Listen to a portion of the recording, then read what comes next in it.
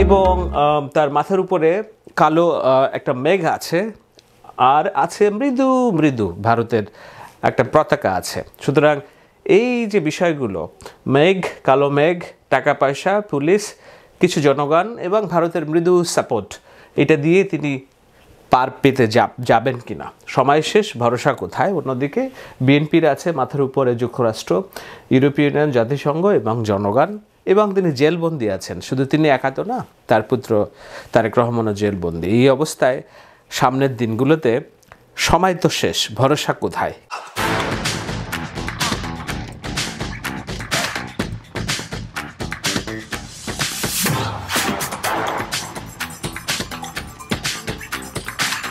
যতই সময় গড়াচ্ছে রাজনীতির খেলাগুলো ক্রমে স্পষ্ট হতে শুরু করেছে। আমি ওবায়দুল কাদেরের একটি বক্তব্য দেখলাম যে ভীত সন্ত্রস্ত নেতাকর্মীদেরকে তিনি বলছেন, ভয় পাবেন না, শেখ হাসিনা আছে। ভয় পাবেন না, ভয় পাওয়ার কোনো কারণ নেই। শেখ হাসিনা আজও আমাদের আস্থার সবচেয়ে বিশ্বাসযোগ্য ঠিকানা। অনেক রক্ত ঝরার এই বাংলাদেশ, অনেক কষ্টার্জিত এই বাংলাদেশ, আমার পতাকা, এই দেশ পাকিস্তানের বন্ধুদের হাতে আমরা তুলে দেব না। খুব খেয়াল করে দেখবেন ওবায়দুল কাদেরের বাচনভঙ্গি, তার আবেগ, তার চোখে মুখের যেই অভিব্যক্তি। তো শেখ হাসিনা আছেন, শেখ হাসিনাকে রেখেই তিনি বলছেন যে ভয় পাওয়ার কোনো কারণ নেই। আর শেখ হাসিনা কি বলছেন? যে আমাদের কোনো প্রভু নেই, আমাদের প্রভু একমাত্র জনগণ। মানুষের শক্তি হচ্ছে আওয়ামী লীগের শক্তি, আওয়ামী লীগের কোনো প্রভু নাই, জনগণই হচ্ছে আওয়ামী লীগের প্রভু।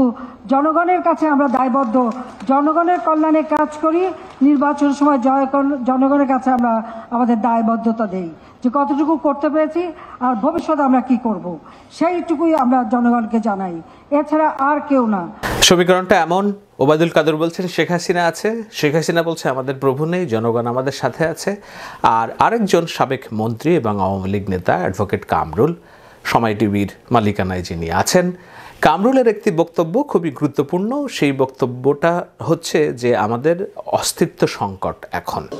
যেভাবে বাংলাদেশের আভ্যন্তরীণ ব্যাপারে নাক গলাচ্ছে, একেবারে শিষ্টাচার, কূটনৈতিক শিষ্টাচার বিবর্জিত যেভাবে তারা বাংলাদেশের অভ্যন্তরীণ ব্যাপারে নাক গলাচ্ছে, কঠিন সময় পাড়ি দিচ্ছে। আমাদের অস্তিত্বের প্রশ্ন, আমাদের শহীদ ৩০ লক্ষ শহীদের রক্তের ঋণ আমাদেরকে শোধ করতে হবে।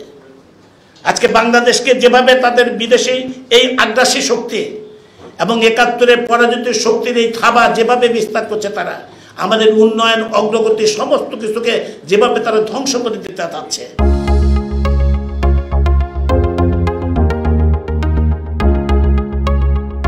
শেখ হাসিনা বর্তমানে সরকার প্রধান, তিনি যে একটা বৈতরণী পার হওয়ার চেষ্টা করছেন, এটাকে বলা হচ্ছে যে আপহিল ব্যাটেল, অর্থাৎ একেবারে উপরের দিকে ওঠার চেষ্টা করছেন। তার সাথে আছে পুলিশ, সাথে আছে টাকা পয়সা, ভারতের মৃদু সাপোর্ট এবং মাথার উপরে কালো মেঘ।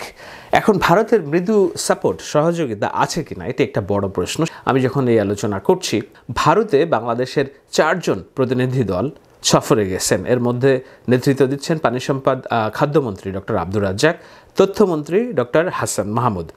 এবং হাসান মাহমুদের কথাবার্তা তো নিশ্চয়ই আপনাদের ভরসা করার কিছু নেই। তিনি যা বলেন তার সিংহভাগ তার সত্যতা থাকে না, বাস্তবতা থাকে না। তবুও নিশ্চয়ই এই সফর শেষে তিনি কোনো একটা বার্তা জনগণকে দেওয়ার চেষ্টা করবেন। মোদির সাথে তাদের বৈঠক হওয়ার কথা আছে বলে আমরা জেনেছি, যদিও এই আমন্ত্রণটি ভারতীয় সরকারের না, ভারতীয় সরকারি দল বিজেপির একটি সাংগঠনিক কার্যক্রমের জন্য তারা যাচ্ছেন। কিন্তু সাইড লাইনে হয়তো বিজেপির নেতা নরেন্দ্র মোদির সাথে তাদের দেখা হতে পারে বলে আমরা জেনেছি। সুতরাং এই বৈঠক থেকে এসে তিনি যে তথ্য দিবেন সেই তথ্যে ভরসা পাওয়ার কিছু নেই, বিশ্বাস করারও কিছু নেই, যতক্ষণ না পর্যন্ত আমরা ভারতের আনুষ্ঠানিক বক্তব্য পাচ্ছি। এখনও পর্যন্ত ভারতের কোনো আনুষ্ঠানিক বক্তব্য আমরা পাইনি, এবং অচিরেও পাওয়ার সম্ভাবনা আছে কিনা সময় বলে দিবে। আপাতত এই হচ্ছে রাজনৈতিক অবস্থান। সেই অবস্থানে শেখ হাসিনা ভরসা করছেন জনগণের উপর, বলছেন আমাদের কোনো প্রভু নেই। মানুষের শক্তি হচ্ছে আওয়ামী লীগের শক্তি, আওয়ামী লীগের কোনো প্রভু নাই, জনগণই হচ্ছে আওয়ামী লীগের প্রভু, জনগণের কাছে আমরা দায়বদ্ধ, জনগণের কল্যাণে কাজ করি, নির্বাচনের সময় জনগণের কাছে আমরা আমাদের দায়বদ্ধতা দেই যে কতটুকু করতে পেরেছি আর ভবিষ্যতে আমরা কি করব সেইটুকুই আমরা জনগণকে জানাই, এছাড়া আর কেউ না। আসলেই তো আওয়ামী লীগ এই 15 বছর জোর করে ক্ষমতায় থেকে কিছুটা প্রভুহীন হয়ে গিয়েছে। প্রভু বলতে রাজনীতিতে ক্ষমতায় থাকার জন্য শুধু জনগণের কথা শেখ হাসিনা বললেও তার নেতা নেত্রীরা এবং মাঠের মানুষ এটা বিশ্বাস করেন না তার বক্তব্যের নানান কারণে। 2001 সালের আগে তিনি বলেছেন নির্বাচনে আমি যদি গ্যাস ইজারা দেওয়ার চুক্তি করতাম তাহলে আমি ক্ষমতায় আসতে পারতাম। সেদিনও তিনি বলেছেন যে আমি যদি সেন্ট মার্টিন দিতে চাই এখন আমি ক্ষমতায় থাকতে পারি। সুতরাং ক্ষমতায় থাকার জন্য যে জনগণই সবচেয়ে বড় ভরসা, এটি খোদ শেখ হাসিনাও বিশ্বাস করেন না এবং জনগণের ভরসা খোদ জনগণও বিশ্বাস করে না। জনগণ মনে করে যে ভারত শেষ পর্যন্ত শেখ হাসিনার সাথে থাকবে এবং চীন একটা ভূমিকা রাখবে। আমি কেন বলছি এই কথা বলছি যে আমার রাজনৈতিক আলোচনায় যে হাজার হাজার মানুষ কমেন্টস করেন, লক্ষ লক্ষ মানুষ দেখেন, মিলিয়নস অফ মানুষ দেখেন আমার আলোচনা, সেখান থেকে আমি যেসব মতামত পাই আওয়ামী লীগ কর্মী সমর্থকদের যে না, শেষমেশ একটা ব্যবস্থা শেখ হাসিনা করে ফেলবেন। কিন্তু শেখ হাসিনার ভরসাটা কোথায়? এই পুলিশ এবং 8 থেকে 10% জনগণ এবং পয়সা কড়ি নিয়ে উপরের যে কালো মেঘ সেটি তিনি উতরাতে পারবেন কিনা, অন্যদিকে খালেদা জিয়াও উতরাতে পারবেন কিনা, কারাবন্দী এবং তিনি এবং তার ছেলে, কিন্তু তার মাথার উপরে আছে যুক্তরাষ্ট্র, নিচে আছে জাতিসংঘ, ইউরোপীয় ইউনিয়ন এবং জনগণের একটা বৃহৎ অংশের সাপোর্ট আছে। কিন্তু সব থাকলেও যেটা নেই সেটি হলো নেতৃত্ব।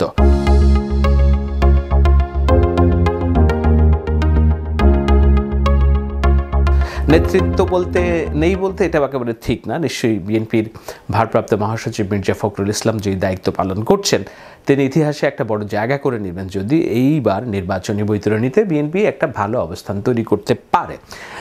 যদি না পারে তবুও তিনি রাজনীতির ইতিহাসে একটা জায়গা করে নেবেন তার অবিসংবিধিত ভূমিকার কারণে। গত 10 বছর যাবৎ তিনি যেভাবে, 10 তো না 15 বছর যাবৎ যেভাবে দলকে তিনি নেতৃত্ব দিচ্ছেন এবং সামনে থেকে হাল ধরে রেখেছেন, এত দুঃসময়ের মধ্যেও বিএনপির একটা নেতাকর্মী দলছুট হয়নি। এত দুঃসময়ের মধ্যেও ক্ষমতায় না থাকলে কি হয়? মানুষের টাকা থাকে না, পাওয়ার থাকে না, জোশ থাকে না। রাজনীতি একটা নেশা, জীবন মরণ নেশা, যার জন্য জীবন দিয়ে দেয় রাজনৈতিক কর্মীরা।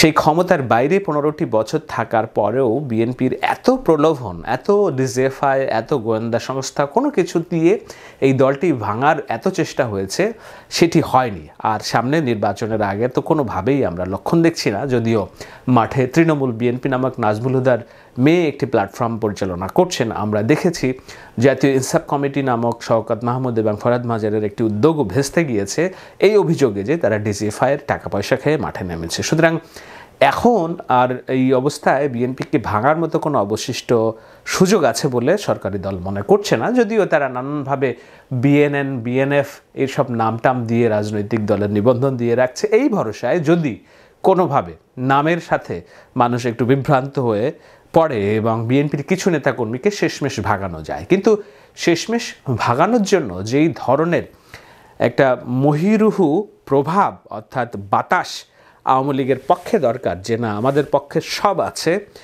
এবং তোমরা যদি নির্বাচনে না আসো তাহলে তোমরা ভ্যানিশ হয়ে যাবা, নির্বাচনে আসলেও কি না আসলেও কি আমরা যেভাবে হোক সরকার গঠন করব। 2018 সালে যেই ভাব আওয়ামী লীগ প্রকাশ করেছিল এবং যেই বাতাস ছড়িয়ে দিতে পেরেছিল, এবার তো সেই বাতাস নেই। এবার তো সেই মহিরুহু একটা প্রকাণ্ড রূপ আওয়ামী লীগের নেই বলেই নানান রকম ভীতি ফুটে উঠছে প্রশাসনের মুখে। প্রধানমন্ত্রী বলেছেন প্রশাসনের কর্মকর্তাদের যে ভয় পাবেন না, মুখ গোমরা দেখতে চাই না।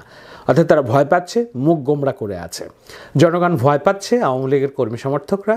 এই জন্য ওবায়দুল কাদের বলছেন ভয় পাবেন না, শেখ হাসিনা আছে। কিন্তু বলতে যেয়ে তিনি নিজেও ভীত সন্ত্রস্ত। দেখুন ভিডিওটি আবার ভালো করে। ভয় পাবেন না, অনেক রক্ত ঝরার এই বাংলাদেশ, অনেক কষ্টার্জিত এই বাংলাদেশ, আমার পতাকা, এই দেশ পাকিস্তানের বন্ধুদের হাতে আমরা তুলে দেব না। সমস্ত আওয়ামী লীগের নেতাকর্মী এখন ভরসা করছেন যে একমাত্র শেখ হাসিনাই হয়তো পারবেন এই বৈতরণীটা পার করে সবাইকে নিয়ে আবার তিনি 5 বছর ক্ষমতায় থাকবেন।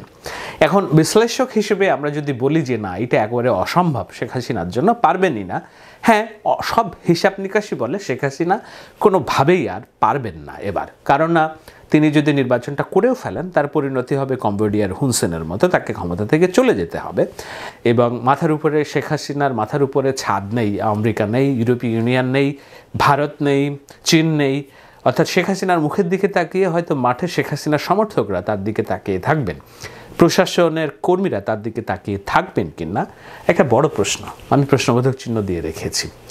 আমি এই আলোচনাটা শেষ করব এই বলে যে আসলেই আমরা একটা কঠিন সময়ের মধ্যে পার করছি, যেই কঠিন সময়ে নিশ্চিতভাবেই বলা যাচ্ছে না যে কোন পক্ষ এগিয়ে আছে কোন পক্ষ পিছিয়ে আছে। মনস্তাত্ত্বিক দিক দিয়ে অবশ্যই বিএনপি এবং বিরোধী রাজনৈতিক দল যারা করছেন, সরকার পতনের দাবিতে আন্দোলন করছেন, তারা কিছুটা এগিয়ে আছেন, কিন্তু ভয় অনেক। তারা মনস্তাত্ত্বিক দিক থেকে এগিয়ে আছেন। কি সেই মনস্তাত্ত্বিক দিক? সেটা হলো যে শেখ হাসিনার পতন ঘটাতেই হবে, শেখ হাসিনার পতন ছাড়া দ্বিতীয় বিকল্প নেই।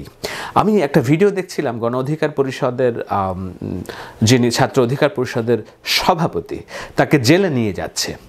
জেলের ভিতরে থেকে কারাগারের একটা হোয়াইট গাড়ির ভেতর থেকে তিনি বলছেন, ভিডিওটা শুনুন, যারা আন্দোলন করছেন সরকার বিরোধী নিশ্চয়ই তাদের লোম দাঁড়িয়ে যাওয়ার কথা।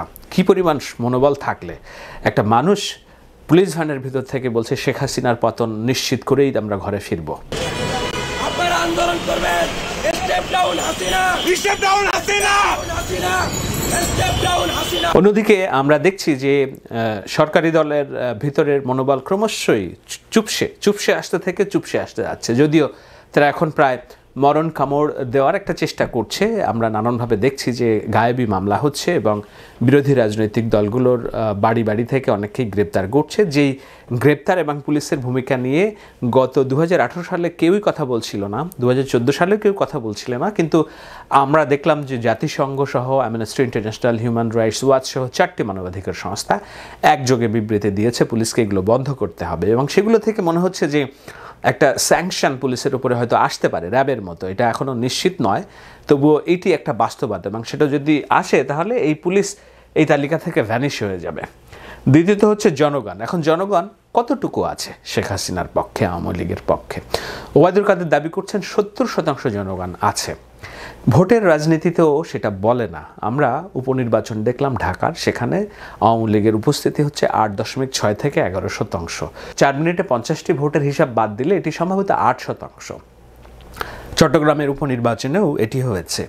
সুতরাং 8 থেকে 10% ভোটার একেবারে জান প্রাণ দিয়ে আওয়ামী লীগের জন্য মাঠে আসছে। আওয়ামী লীগের ভোট আমরা এর আগের পরিসংখ্যানগুলো থেকে জানতাম যে প্রায় 37 থেকে 40% আওয়ামী লীগের ভোট আছে, কোনো কোনো ক্ষেত্রে 42% অ্যাভারেজ ভোট। সেক্ষেত্রে বিএনপির ভোট আছে 35 থেকে 37%, জামায়াতের আছে 3 থেকে 5%, এখন সেটা 5 থেকে 8% উন্নীত হয়েছে বলে কেউ কেউ বলছেন। আর এই যে গণ অধিকার পরিষদ এবং বাম রাজনৈতিক দলগুলো, যেটা সিপিবি আওয়ামী লীগের অনেক দিনের বন্ধু, তারাও বলেছে এই সরকারের অধীনে নির্বাচন সম্ভব নয়। আমি যখন এই আলোচনা করছি তখন তরুণদের অন্যতম নেতা আন্দালিব রহমান পার্থ, যদিও তার ভোটের রাজনীতিতে সমর্থন কতখানি আছে সেটি একটা প্রশ্ন, তবুও তিনি বলেছেন এই বিএনপির রাজনীতির সাথে তিনি একাত্মতা ঘোষণা করেছেন। সুতরাং এই দিকের উনি যদিও জেলবন্দি, ওনার মাথায় আমেরিকার ছায়া আছে, বিশ্ব উন্নত গণতান্ত্রিক দেশের ছায়া আছে এবং জনগণের একটা বড় অংশ আছে। যেই 70% ভোটের কথা ওবায়দুল কাদের বলেছেন, আওয়ামী লীগের সাথে অনেক মানুষ মনে করে যে 70% ভোট ওনাদের সাথেই আছে, কিন্তু বড় সমস্যাটা হচ্ছে ওনাদের নেতৃত্ব। সামনে থেকে হুঙ্কার দেওয়ার মতো বিরোধী দলের কোনো নেতা নেই, একেবারে হুঙ্কার দিয়ে বলার মতো কেউ নেই যে আমি আমার দাবি আদায় না হওয়া পর্যন্ত এই বসে পড়লাম, এরপরে আমি আর ঘরে ফিরবো না, তোমার পতন নিশ্চিত করে আমি ঘরে ফিরবো, পারলে আমাকে মেরে ফেলো। এই নেতৃত্বের অভাব আছে। এখন এই নেতৃত্বের অভাবটা বিএনপি এবং এই বিরোধী রাজনৈতিক দলগুলো কিভাবে পূরণ করে, নিশ্চয়ই সামনের দিনগুলোতে একটা বড় বিষয়। সুতরাং এই ধরনের একটা বড় প্রশ্নবোধক চিহ্ন রেখেই এই আলোচনাটা শেষ করতে হচ্ছে। যখনই পরিস্থিতির একটু বদল হবে এবং যখনই আমরা নতুন আপডেট পাবো এই আলোচনাটা করতে থাকবো। আপাতত নির্বাচনের আগ পর্যন্ত নিশ্চয়ই এই আলোচনাটা সময় উপযোগী আলোচনা। দেখতে থাকুন এবং আপনার মতামত দিতে থাকুন। সবাইকে ধন্যবাদ।